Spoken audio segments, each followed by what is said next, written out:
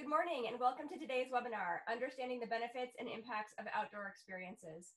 My name is Severia and I am the Communications Manager for Transforming Youth Outdoors, also known as TYO. TYO was created to scale the impact of outdoor youth development and transform the lives of youth by providing best practices, tools, and support to individuals and organizations working with youth. We are a technology platform that enables those in the field of outdoor youth programming to learn, share, network, and build upon successes. Membership to TYO is free and you can sign up at mytyo.org. Our webinar series is just one of the many ways that TYO connects you to experts and valuable learning opportunities.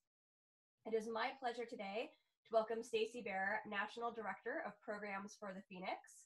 I've had the pleasure of working with Stacy throughout the years and I'm excited to have him here today sharing this project with you all. Stacy, thanks for joining us today. Thank you for having me, Severia and Chris. It is great to be here talking with TYO and the folks who are all out there listening.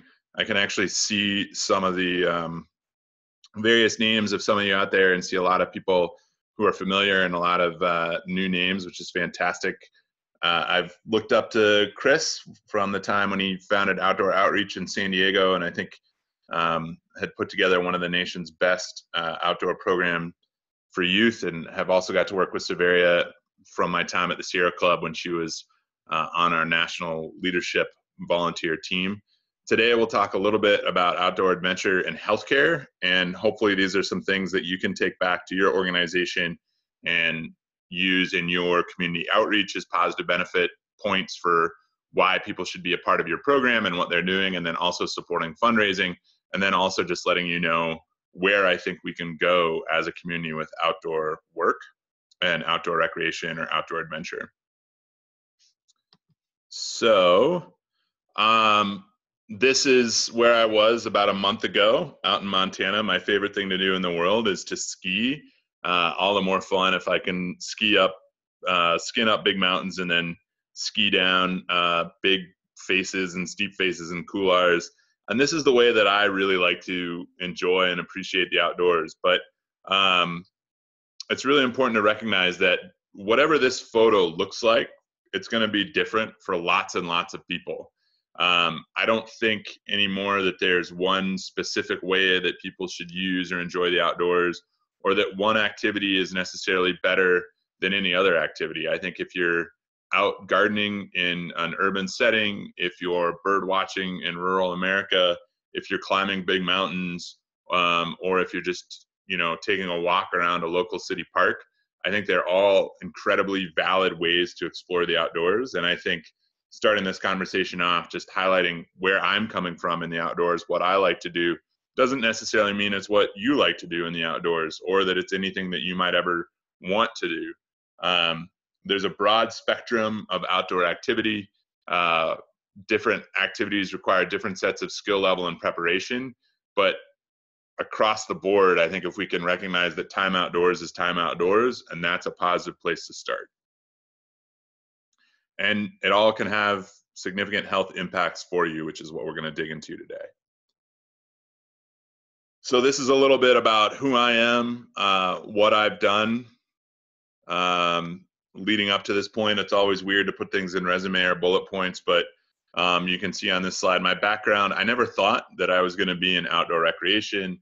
I never thought that this is what I would be doing with my life. When I was 5 years old, I wanted to be in the military. I really wanted to be in the Navy. I was too tall for the Navy. Ended up in didn't want to go through the medical waiver process to prove to the Navy that I would duck enough times to make it. Ended up getting a commission out of Army ROTC from the University of Mississippi in 2000. And I thought that's what I was going to do for the rest of my life. Didn't work out. Ended up as a civilian explosive ordnance disposal technician. The Army wanted me back. I tried to stay in the Army a second time, but the Army and I had different ideas of what we were going to do. So I left. I ended up in graduate school studying design. And it wasn't until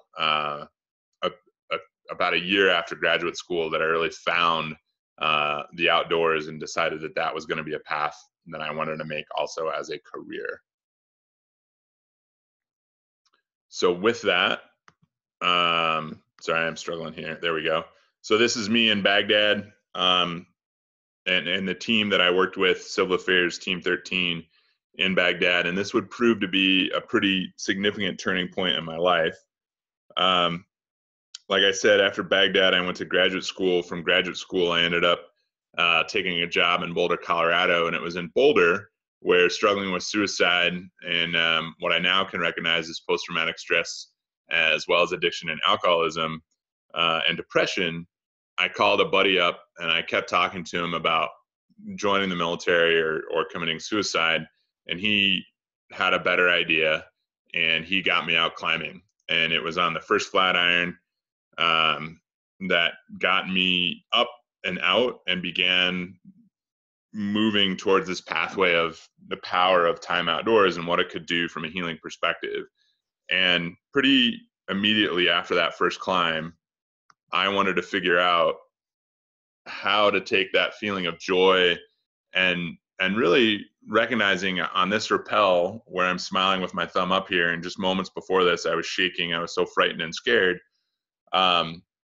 But what I had realized is that I hadn't been thinking about the past, I hadn't been thinking about the future, but I had been pulled into the moment, and I felt like I was living in the moment for the first time in a really, really long time. And I wanted to be able to bring that to the rest of my community. And at the time, I defined my community really just as other fellow military veterans. So through that process with Nick Watson, who you can see a little bit of Nick here. He's the guy with the headlamp in profile in this photo. You can see his 100-mile Leadville water bottle, I think, on his picture. Nick and I started Veterans Expeditions with the idea that we would connect other veterans to the outdoors and the land that they fought for. And through that, create a community, and through that community, support a broader healing process. We didn't specify, and Veterans Expeditions still doesn't specify, a specific identified disability, whether that be PTSD, which is post-traumatic stress disorder, a traumatic brain injury, or a physical illness or physical disability. And part of the reason that we did that was because, one, there were enough organizations that were already focused in those areas, and two, because we felt like a lot of veterans' mental health and social health, behavioral health challenges oftentimes went unidentified by the individual or by, a medical system at large.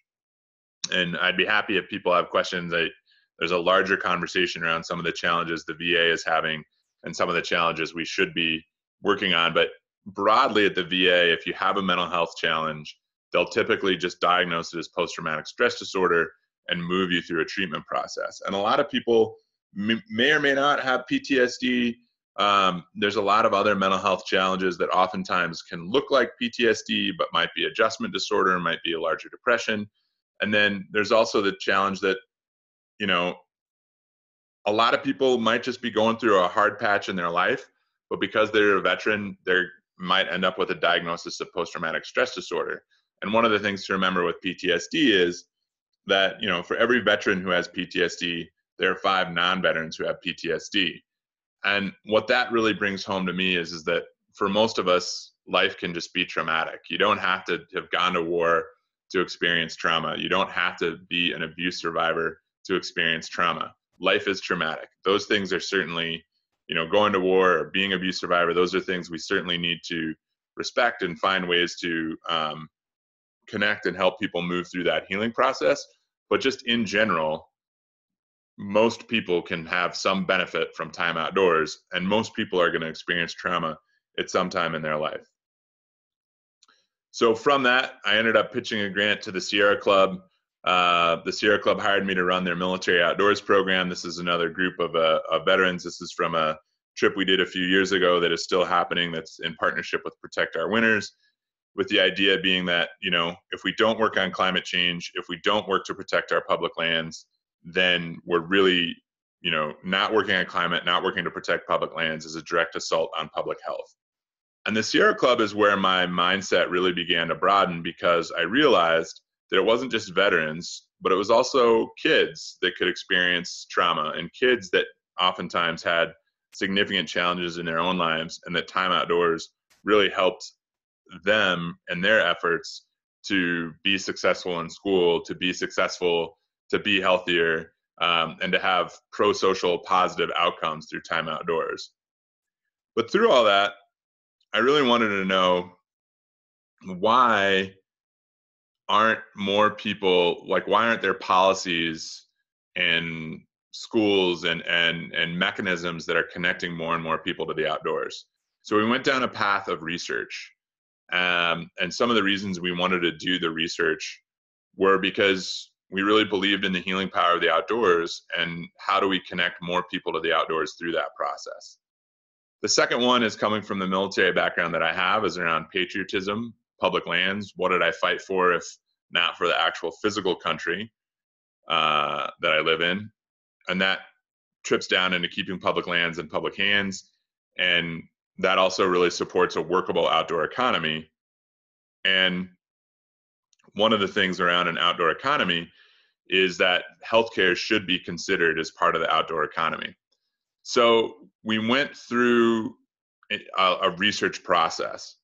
And some of the key learnings in researching the benefit of the outdoors are that if we want policy to move and if we want people to make decisions, we have to have data. We've got to have data that is evidence-based.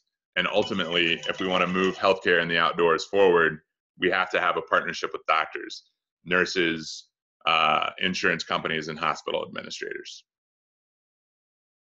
The second thing that I learned in all this process is that as a nation, we don't take joy seriously enough. The third is that we really need to expand access, equity, and inclusivity in the outdoors. And too often, and I'm guilty of this in this presentation, we think of access, equity, and inclusivity, or sometimes you might hear it as diversity, equity, and inclusivity. We think of those three things as kind of the same, and they're all pretty different and have different solution sets to the problems that creating an equitable outdoor space, not creating equitable access, and not being inclusive in the outdoors, all are problems and all have unique, if not overlapping, solutions. One of the things that I think is really frustrating about creating an evidence base, however, is that throughout humanity, we're pretty aware, and our religious texts highlight, that time outdoors is a good thing. So, right, I mean, Moses, if you're familiar with the Judeo-Christian background, if you've studied into that, you may know that Moses received the 10 Commandments on the top of a mountain, as opposed to, searching for 10 Commandments on Google. If you're familiar at all with the New Testament and Christian teachings, you can figure out that more than 50% of Jesus's spoken lessons occurred in the outdoors. Prophet Muhammad, before launching a reformation that ultimately led to Islam, had his revelation for the Quran in a cave, spent time outdoors. And I live here in Utah, which is home to the Latter-day Saints movement. And Joseph Smith, who founded the Mormon Church, the LDS, found those golden plates in the forest in the outdoors. So there's a lot of religious evidence that highlights to the sacred power of the outdoor and to the outdoors being a place where we can connect with something higher than ourselves. But that hasn't, as we can see with the current administration and what's happening with the attacks on our public lands and what's happening at the EPA, that religious evidence isn't translating into policy that supports the outdoors from a sacred understanding. So we set about several years ago figuring out what evidence there could be outside of religious or sacred evidence. The first research that we did, there's also, as many of you know, thousands of pages written in literature, as well as fiction and nonfiction, that highlight the power of the outdoors to heal, to support community, to support growth. Again, that hasn't necessarily had the impact, we'd like to see. So you can see here on this slide a lot of what we did for this first study with Dr. Duvall and Dr. Kaplan out of the University of Michigan. We focused on a veteran community, a veteran population. And the bottom line is there were positive changes in psychological well-being and social outlook, but like all good research, it ended up pointing to the fact that we needed more research. But I do think one bullet point, the fourth bullet point there was indication that these improvements and outlooks persisted over the next month. And I think that's one of the big questions we don't have answers to, but would be some idea around dosage of time outdoors and how long time outside has a positive impact and what that impact looks like over time. So are there diminishing results? But recognizing we needed more research, we decided that rather than launch headlong into another research project, we would pull together the existing research that was out there that supported time outdoors as a method of healing or restoration or resiliency building for veterans. And so the University of Utah, Department of Outdoor Recreation and Health, hosted this symposium in partnership with the Sierra Club. And you can see the book there, This Land Is Your Land. If you're looking, that's from what we know of, what I know of is kind of a definitive book right now on existing research about the benefit of time outdoors specific to the military community. And that's available online. You can order that. And I think you should be able to find most of the articles online as well. But that still wasn't enough. So from that led us to, at the Sierra Club, the Great Outdoors Lab hypothesis. Thanks to our colleague Kate Luby at the Sierra Club, we pulled together a meeting. We put out kind of not so much a request for proposals, but a request for interest for people who wanted to talk about how we could move this research forward. And that connected us to Dr. Dacher Keltner and the Greater Good Science Center. And so about 4 or 5 years ago now, we launched the Great Outdoors Lab with a hypothesis that outdoor experience improves physical, mental, and social well-being, and that the emotion of awe was the important mechanism driving the impacts. So when you feel awe, and Dacher had done additional research that showed 72% of the time, I think, people reported finding awe in the outdoors. Other drivers of awe are live music, art, and political rallies, and music in general. So we set about with that. That's our hypothesis. You can see here what we had proposed as our study. And then as of October 2015, what the study, and this is the only difference in this slide from October 2015 today is that we ended up getting, I think, 82 veterans who went whitewater rafting. But you can see on this slide what the proposed study is and the protocol, and then what we really got done. There is an article about this coming out that's been published by the APA, the American Psychological Association's journal, but it has not been published yet. But these findings are peer-reviewed. So this is what we witnessed. And the awe and the increased social well-being at follow-up may seem not like big revelations to you, but one of the main reasons we wanted to do this research was because we wanted to speak to an audience that wasn't convinced or hadn't had firsthand engagement with the power of the outdoors. And one of the things that we were surprised to find was this real increase in curiosity. And that, you know, in the social well-being, that increase in curiosity also shows up as an increase in empathy and an increase in wanting to understand and an increase in willingness to accept new ideas. So we didn't necessarily think that we were going to see this increase in curiosity. We thought experience of awe in nature, that's going to lead to increased social well-being at follow-up. Turns out one of the key components in that is this increase in curiosity. How can I live my life differently? How can I live my life healthier? And then being more willing to accept some of the answers to the questions that maybe you hadn't even been asking before.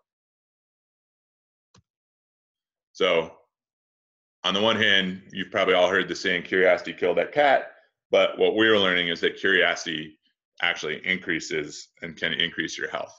So these are some of the additional findings that we thought were really important. Improved sleep, up to an hour and a half of sleep over the course of 5 days after the experience of one night outdoors. The reduced stress from baseline ended up being about 27% reduction of post-traumatic stress symptoms and 19% reduction in overall stress, which is pretty fantastic. We looked at hormone balance, and then again, going back to the social connectedness. And you may have seen today, Cigna released, that insurance company Cigna released a study saying that Americans are increasingly feeling lonely, and that is on the increase, surprisingly, in young people. And that loneliness, that isolation leads to and is associated with more negative behaviors, smoking, excessive alcohol consumption, obesity, addiction, those type of things.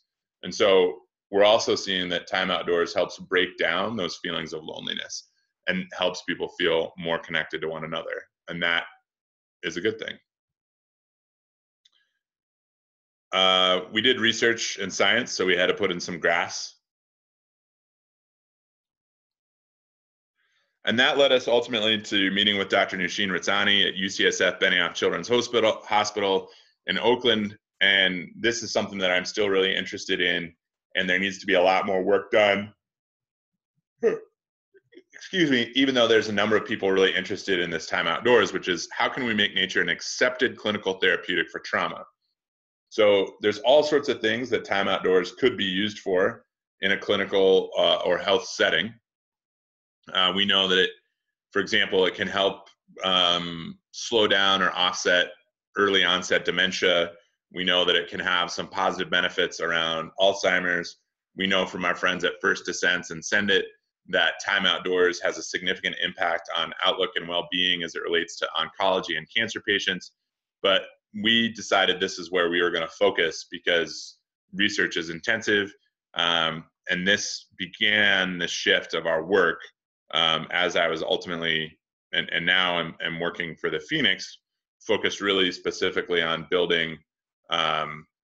support and community for folks in addiction and recovery and looking for sobriety. But these are the questions you can see that we were asking and that I think still need to be asked. Because there's a significant financial incentive, right? So the outdoor industry is proud of its $686 billion economic impact, but we know that healthcare spending is $3 trillion a year. So 3 times what the outdoor industry creates for the economy is what America spends on healthcare. Healthcare revenue is about $1.7 trillion. So there's also a significant economic argument for why the outdoor industry needs to get involved in healthcare. One, because it should capture a portion of that healthcare revenue and healthcare spending.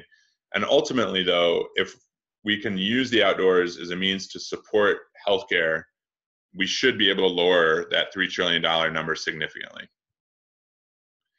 Going back to the second point, taking joy seriously.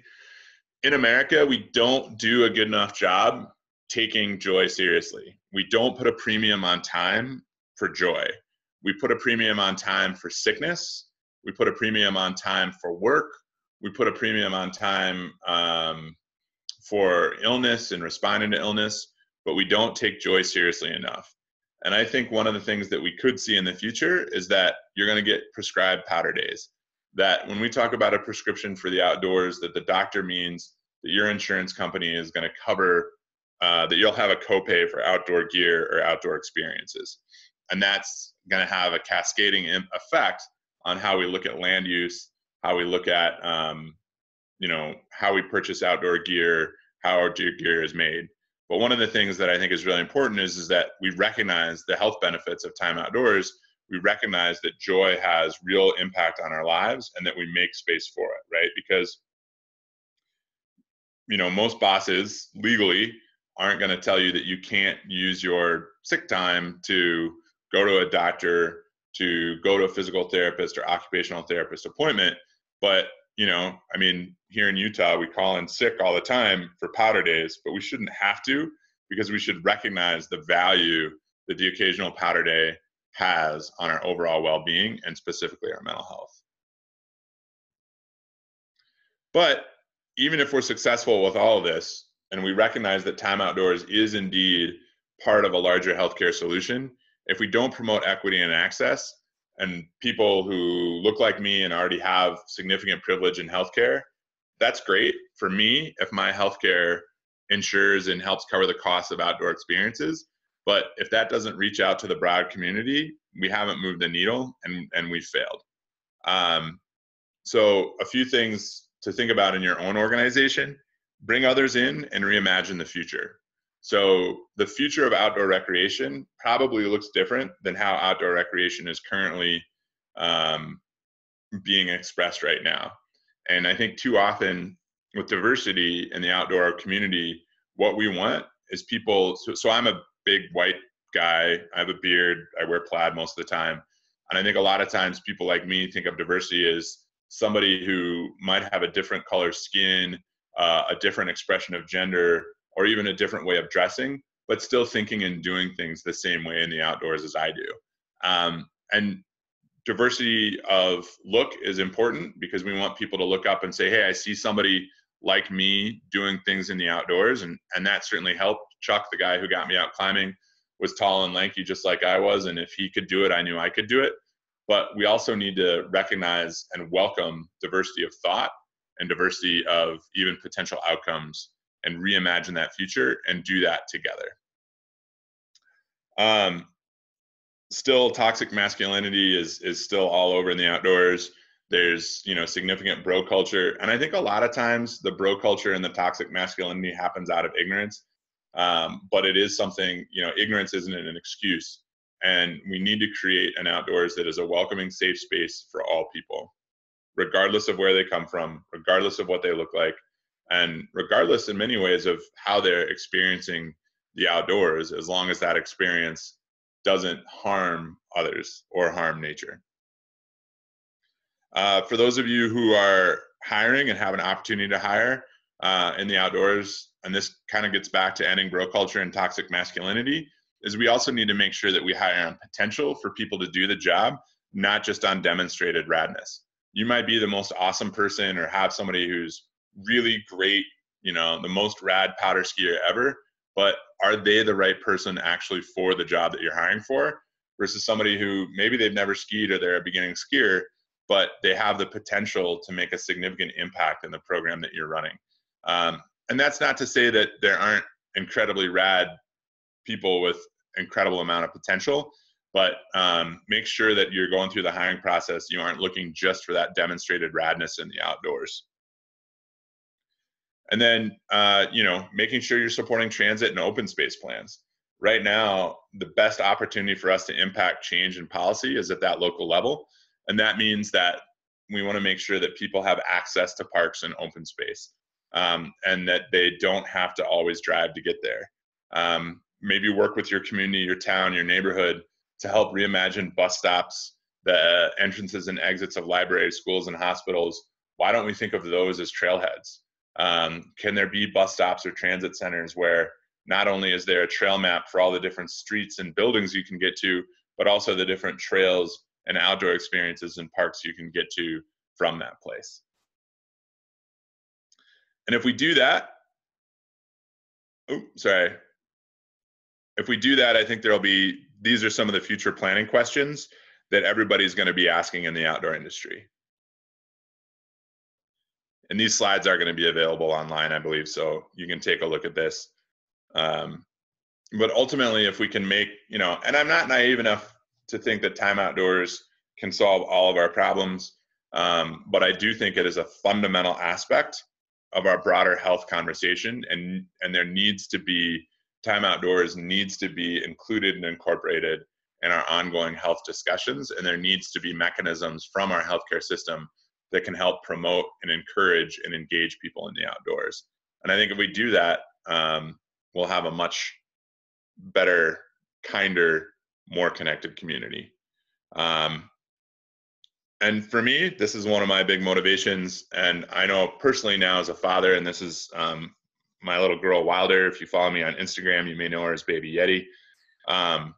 But seeing her engage in the outdoors, even from a really young age, if she's upset, oftentimes getting her to a window to look outside or getting her outdoors was all we needed to do to get her to calm down, to get her to engage. And even now, we continue to see that with her in the outdoors. And the great thing about her being around kids or having kids is, for those of you that do or spend time around kids, that kids take joy pretty seriously. And in my mind, kids are actually really highly rational actors about the things that they need most in life, which is joy, snuggles, and time outdoors. And I think that's where we all should be moving towards. So I realized this was a pretty quick presentation. There's a lot of nuance I didn't cover. There's a lot of things we could go in deeper, and we have some time to do that now. But I would encourage you now to, believe in good, act on it. I'm looking forward to the questions and answers. My contact information is there. My professional email account is just sbear@thephoenix.org. But those are the ways that you can get in touch. Those are ways you can see some of the work that we're doing. And if your question's not answered today, reach out to me and I'll get back to you. Thanks, Stacy. You can just go ahead and keep that screen up there and we'll go through some questions. We have a couple questions coming through. Thank you, everybody. Definitely keep them coming because we've got time. So, Stacy, first question starts with a statement, then leads into a question. You're preaching to the choir here. How is the message being received in healthcare and government sectors? Can you give us some tangible examples of folks outside our sector who are champions, and conversely, where the pain points and barriers are? Yes, that's so. And I think there is so first of all, I think it is important to make sure that the choir, stays excited and that we go out and sing the song broadly, not to other people. But this last weekend, for the first time, I was invited to speak at a health conference at the Physicians Leadership Association, which was fantastic. So really one of the first times. And there's also a number of folks here in Utah, in the Utah public health community, that are advocates for this and figuring out how to get more people in the outdoors as a public health answer. So there are more people that are starting to look at this. You have Kaiser Permanente, which has been investing in outdoor recreation spaces throughout California. And you now have the Thrive Foundation, which is led by Tyler Norris, which is working on the Pacific Crest, or the Pacific Coast, rather, to help connect people more to the outdoors. And he comes out of an insurance background. So we're starting to see that tick up. Under the last administration, the Obama administration invited me in, and we led a roundtable around healthcare in the outdoors at the White House, which was fantastic, and included everybody, including Subaru and Coca-Cola, to more traditional actors like REI. That's actually where we got to know the American Association of Physicians Leadership. So there are more and more people out there that are doing this. I think from a medical perspective, if you look at ParkRx, look at Dr. Robert Czar and Dr. Nushin Razzani's work. Dr. Robert Czar is on the East Coast, Nushin's on the West Coast. And then you also have states like South Dakota and Vermont, where South Dakota, their Department of Public Health is partnered with their Department of Natural Resources to ensure doctors, when a doctor writes a prescription to the outdoors, that prescription actually serves as a free entrance into a state park. So that's beginning to grow. And I think in the next 3 to 5 years, if not sooner, you'll see some more significant changes coming to outdoor and recreation healthcare. And there's even conversations with urgent care providers about where that goes. So it's a challenge, but we're moving there. Great, thanks, Stacy. Lots of questions coming in, which is awesome. All right, next one up. Thanks for your presentation. I appreciate your attention to trauma and your comment that life is traumatic. Can you say more about the range of trauma that you think the outdoors addresses? Certainly. So I think one of the challenges with outdoors is that it isn't necessarily a panacea. And I'm not arguing, and I don't think most people are arguing, that time outdoors should replace or negate other forms of therapy, whether that's talk therapy or even pharmacological intervention. What I do think is time outdoors can minimize, can do a few things. One, I think time outdoors can minimize the need for certain types of therapeutic intervention, because spending time outdoors can regulate and help you regulate hormone imbalances that might otherwise lead to other mental health issues related to trauma or other issues. For me, time outdoors also got me to a point where I felt comfortable going into more traditional forms of talk therapy because of the people I met in the outdoors. And there's also some interesting research out of Texas State University that highlights that time outdoors in a cohort will actually help people enter into and complete other mental health treatments. So there is that. And that, I think, kind of gets to this larger third point where anecdotally, I'm hearing from a lot of people who have spent time outdoors and who have said, yeah, time outdoors has saved my life and time outdoors helped me through the trauma.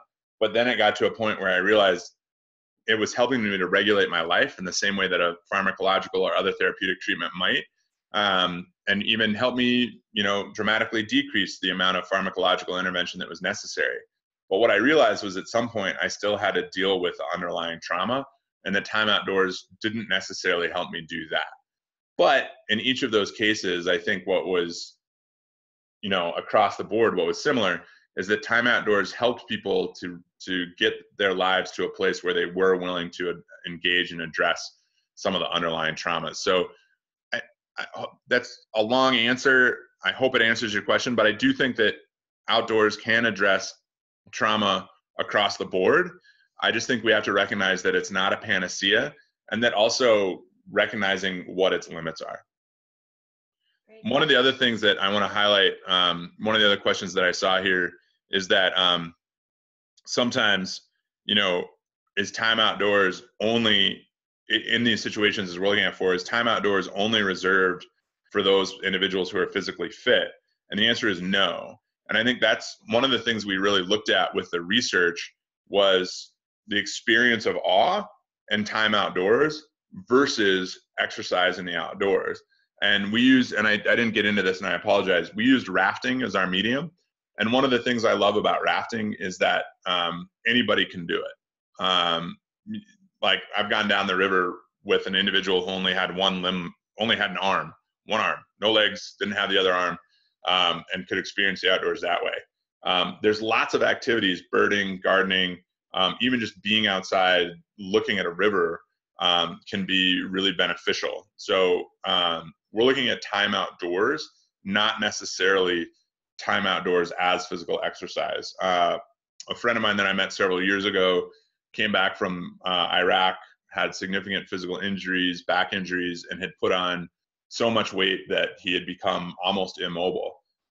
We were able to get him to the bank of a stream, and he started fly fishing. And from that, and wanting to engage more deeply in fly fishing, is ultimately what motivated him to adjust his lifestyle on a daily basis so that he could get to the point where he could feel comfortable standing in a stream, walking down a stream, going backcountry fly fishing, spending multiple days in the backcountry fly fishing. But that same individual, I think if we had approached him and said, you need to get healthier, you need to lose weight, you need to exercise, you need to do those things, that was not a message that was helpful for him. But the message of, look at how beautiful the outdoors are, and here's how you can experience it. And then him making the decision of wanting to experience the outdoors in a different way led to, as a side effect of time outdoors, led to physical exercise. So it is there, and it is for anybody. Awesome. Thank you. We have some people who are interested in the research. So really interested in reading, hearing more about the awe, curiosity, social well-being connection. And so they're curious, is there a place where someplace where they can get their hands on the research? And also we have a question on the same note of like doing more research. Is there some place to get their hands on the research you've done or your group has done? And then also, is there a synthesized resource of research on the health benefits of being outdoors that might be more interesting and compelling to read than a research paper? Yeah, so I can see some of these questions. So the awe, curiosity, social well-being connection. I would encourage everybody on here to take a look at Greater Good Science Center, follow them on Facebook, take a look at their webpage, and take a look. Dacker has written a lot on the awe, curiosity, social well-being connection, and his books and his articles are a great place to start with that. If you're looking for a synthesized resource on the research on health benefits of the outdoors, Florence Williams wrote The Nature Connection. I think that's probably the best book that's out there right now that's written for a general audience, that's not as onerous as a research paper. So I would definitely take a look at Florence's work. She's been a leading journalist on this. Frederick Reimers has also done a lot of writing on this. And there's several other writers that I'm leaving off, but those two pop to mind right away. But research is hard, and I think for those of you that are working in the nonprofit space, you also recognize how hard it is. Everybody wants you to fund monitoring or everybody wants you to do monitoring and evaluation, but funding monitoring evaluation is really difficult. And I don't think every program necessarily needs to be researched. I think every program needs to be done safely and making sure that it's having the right impacts. We want it to have impact. But it'd be great if we could get multiple funders and multiple outdoor organizations and nonprofit organizations to say, you know what, we're going to put aside some of our competing views around funding and programming, and let's figure out how to do a multi-year research project so that we can have control groups, so that we can look at, what are the same issues, what are the key issues we really want to look here, and how do we get a big enough sample size so that even our sample size, right, of 89 veterans and 122 youth, we need a sample size of 1,000, 2,000, 3,000, 5,000 people ultimately to really move policy. And I would think, with everybody as committed as we are right now, that ultimately that could happen. Great, thank you.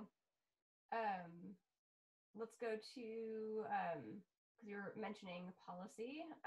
Are you coordinating with the folks that worked on the youth in the great outdoors during the Obama administration? It had a health component. The NPS was one of the leads for the federal agencies. Yes, a little bit. The Obama administration was very supportive of our work.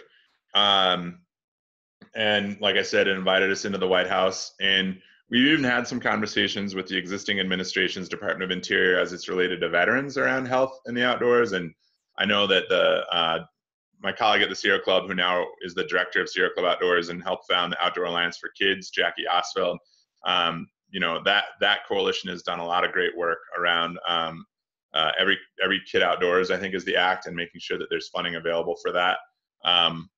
Right now, from an addiction perspective, I'm not working necessarily with those folks, although like I said, I am having conversations with the Department of Interior, but we need to continue to drive that work. And I think right now the best place for that work to happen is at the city and state level.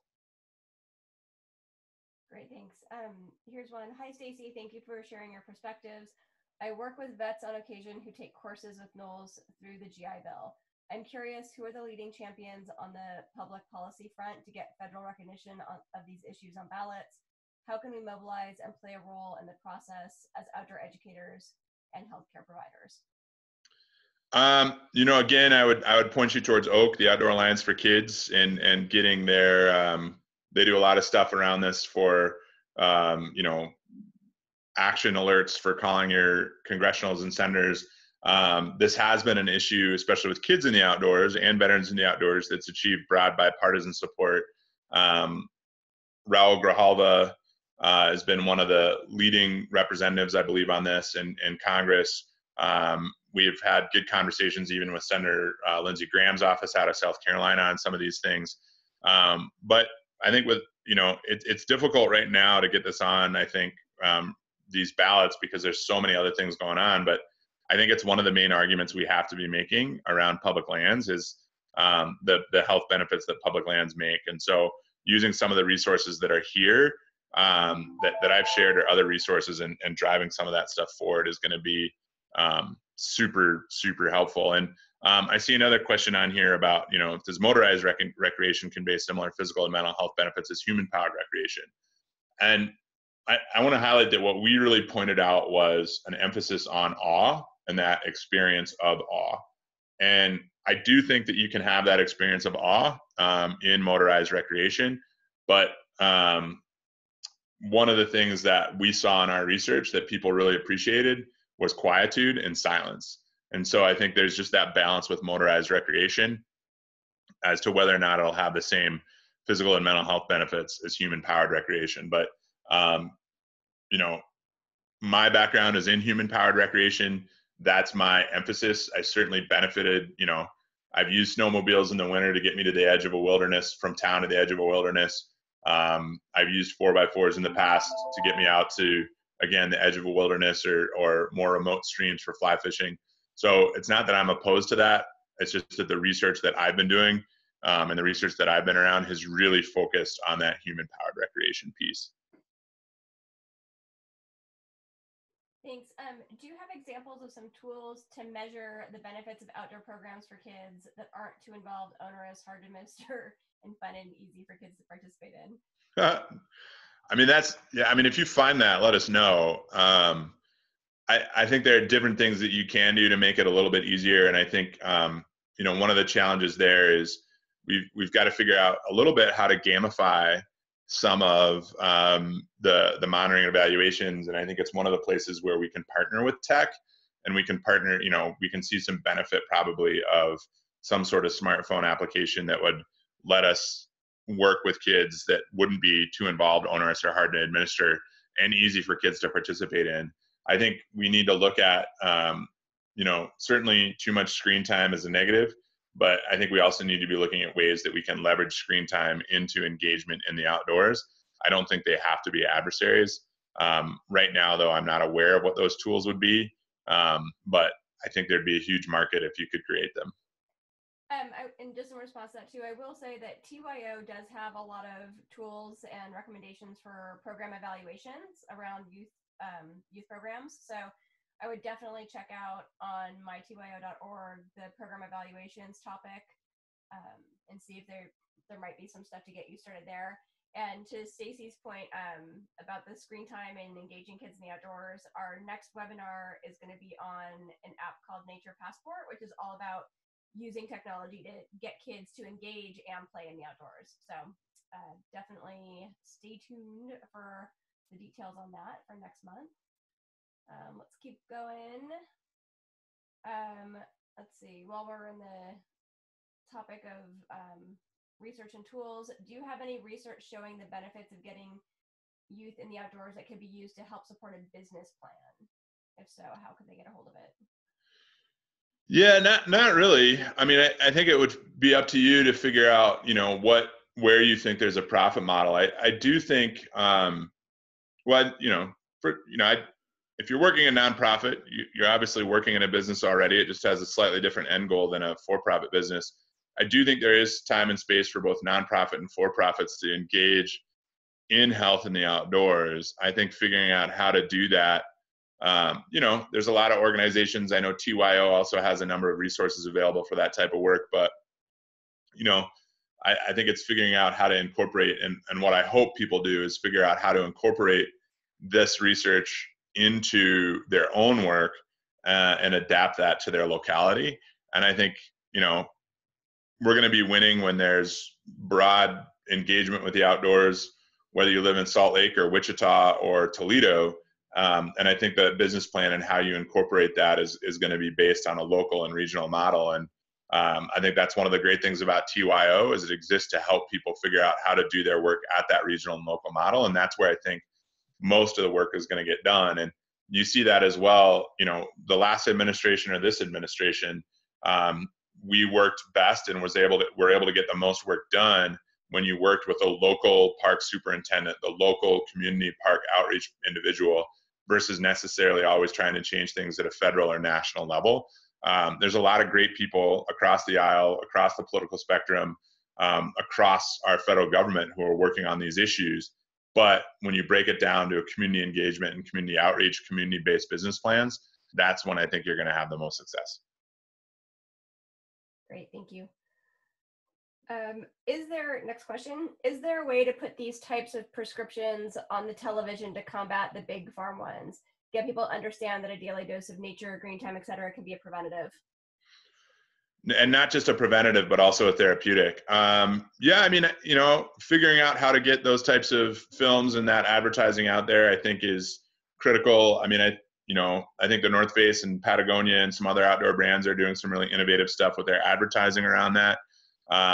There are, Healthy People, Healthy Parks is doing stuff, but I mean, there's not a coordinated marketing campaign, but yes, we do need to continue to highlight the benefits of this. And one of the things, there's a much larger discussion. I will say that this last weekend on this panel that I was on, there are members and representatives of pharmaceutical companies and pharmacists that were really engaging.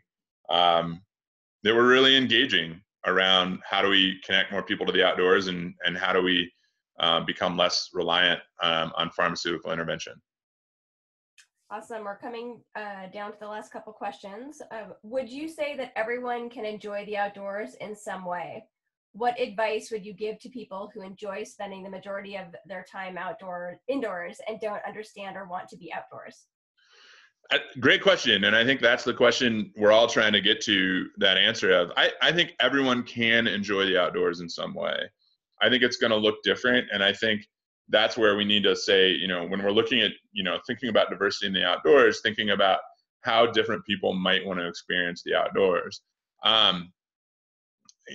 I've done some work with an elderly gentleman who used to be really active and no longer is physically able to be as active. And he still can find himself staring out the window up at the mountains, looking at old photos. I mean, so there are ways to make that happen and use the outdoors. Or if somebody really likes to spend time indoors. I remember having this conversation with a potential funder.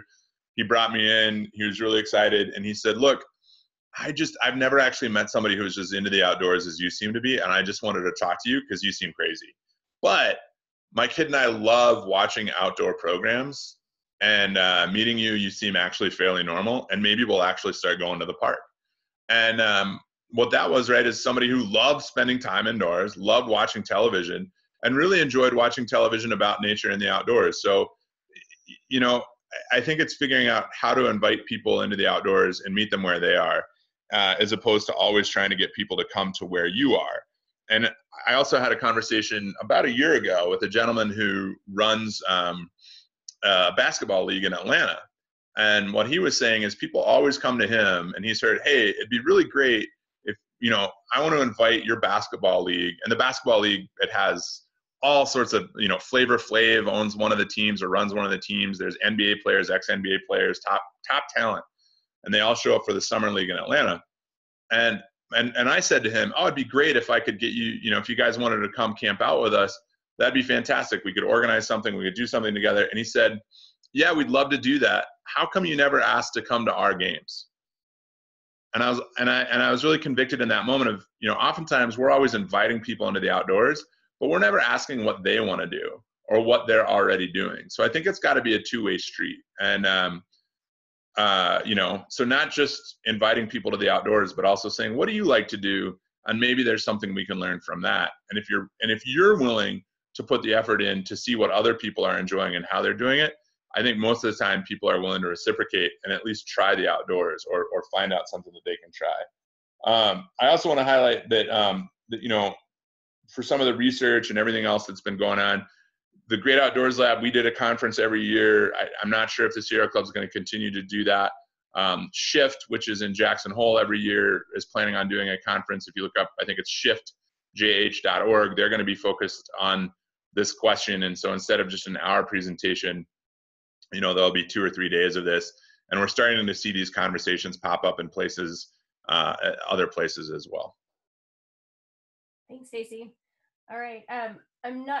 One more here. I'm not sure if this is more of a comment or a question. I work with Latina youth and am beginning to develop an outdoor project to provide different experiences for them. As a Latina, I learned everything I know about the outdoors through a white lens. In Knowles and my trip leading experience in my university, I want to offer experiences that they ultimately want and works for them, yet my whole way of doing things is learned not through a Latinx lens. Have you noticed what different populations need when they spend time outdoors? That's a great question. And I think the heart of that is to ask the population that you're working with what they want to do and how they want to do it. I mean, I think there are certain things, around, I think leave no trace principles, for example, are important regardless of the cultural lens that you're using in the outdoors. But, and there are some rules and regulations, right, around wilderness, for example, maybe only 7 people on a permit that we do need to respect. But there's a lot of opportunity within that to shift the outdoor experience and what it can look like. And I think, I also think a lot of it is around the preparation, as well as, the conversations that happen during the event. But again, like I'm coming at this from, like, I have all the privilege, right? I'm a straight white male. I mean, I've had my own challenges and issues. I know what it's like to spend time, living rough and those types of things. But I would say have the conversation, right, for the experiences that they ultimately want. And one of the interesting things about the veteran community, at least my experience in the veteran community in the outdoors, was we had a very mixed cultural community that got together and was really excited about climbing a mountain or learning to rock climb or learning to backcountry ski. And I think we learned how to do things differently and shared things differently than we would have otherwise. But I do think there's great opportunity, and I support outings programs and going on trips where you create some level of demographic isolation, right? Where, like, it was great. Nobody ever questioned why a bunch of veterans wanted to go outdoors. And so, and what we would talk about, I think, is where it would be culturally different than a group of non-veterans going in the outdoors. But there were other things to consider, like pain tolerance, and making sure people felt comfortable in the outdoors, because as veterans, a lot of people would be like, well, I hurt and I'm bleeding, but I'm just not going to tell anybody because I'm just going to keep doing it. And so some of those cultural things have to be addressed when you're working with veterans. And not being a Latina and not being, having the Latinx lens, certainly Latino Outdoors is a great organization. There's Hispanics for Environmental Conservation, Hunting, and Outdoors. I think I'm saying that right, HECHO, that it also exists. And so there are resources. There's Outdoor Afro for African American. There's all sorts of different resources that are out there for different demographic groups, and I fully support that. But I see, you're right. Different populations have different wants and needs. There's different cultural barriers for why people want to get in the outdoors, and there's a lot of conversation on that on the internet. And I'd be happy to talk to you offline about some of my experiences in that. But yeah, different people want and need different things at different times, and it's up to us to figure out how to support that, and ultimately how to have individuals from those communities leading in those communities.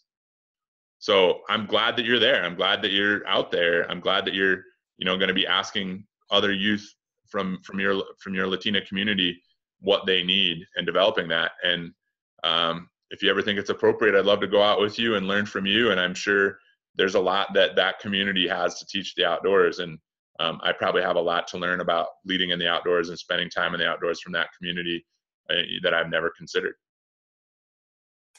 Okay, I think we have a good final question, Stacy, before we finish up here. So person says or asks, this has been kind of answered here and there, but I would love to know why you like to be outdoors. What do you get out of it? Yeah, I mean, I feel alive. It's a full expression of life. And when I'm outside, and that's changed dramatically what I get out of the outdoors over the years. When I had time and space to go on big 16-hour sufferfests in the outdoors and push myself as hard as I possibly could. And now I have a 2-year-old, and going outdoors with her, we're not hiking super far. She's too big for the backpack, so we dawdle around and have a great time and learning to see things through her lens and her viewpoint. And I still am able to take time to go do big objectives and ski mountaineering objectives and feel really lucky in that way. But regardless of whether I'm, this last weekend I got to boot up to the top of Mount Washington and ski Tuckerman Ravine, which is an absolute classic. And today I'll go to the little park near my house that I'm lucky enough to live near and run around with my daughter on the slides. But I think the thread through that is just the opportunity to feel alive, the opportunity to reflect on how beautiful the world can be. And sometimes it's an opportunity for solitude, but most of the time it's an opportunity just to connect more deeply with the people I'm with. Strangers become friends, friends become best friends. And I have a network of people around the world now where I feel like, if I needed help, I know they'd help me because we've experienced time in the outdoors together and done some pretty cool things. So I hope that answers the question. I think that is always kind of changing, but ultimately it's where I feel most alive, and where I feel most in love with the world and feel the most love around me. And that's why I keep going out and try to make a daily habit of at least, like you all too, too much time in front of screens and work and trying to get all the stuff done and traveling. And there have been days where my only outdoor experience is stepping outside of an airport. But you find that tree or that little grass in the crack and stare at it a little while and remind yourself that nature's going to win no matter what. At least I do. And that's what's helpful for me. Thank you, Stacy. Thank you so much for your time today, for sharing all of this great information and answering everybody's questions. This will be available in a recording after this on YouTube and on TYO, so we will share that out. And I hope everyone has a great day. Yeah, one last plug really quickly. Check out thephoenix.org for what we're doing. Check out adventurenotwar.com if you want to see more of some of the work and everything else. The writing is out. And if you're really interested in what the outdoors means to me and you have some time, check out the Climbing Zine or Adventure Not War's Facebook page. And there's a long essay that I wrote called Going Out to Come Home that is out there online, and you can learn a little bit more that way. Hope to see you on the trail. Great. Thanks, Stacy.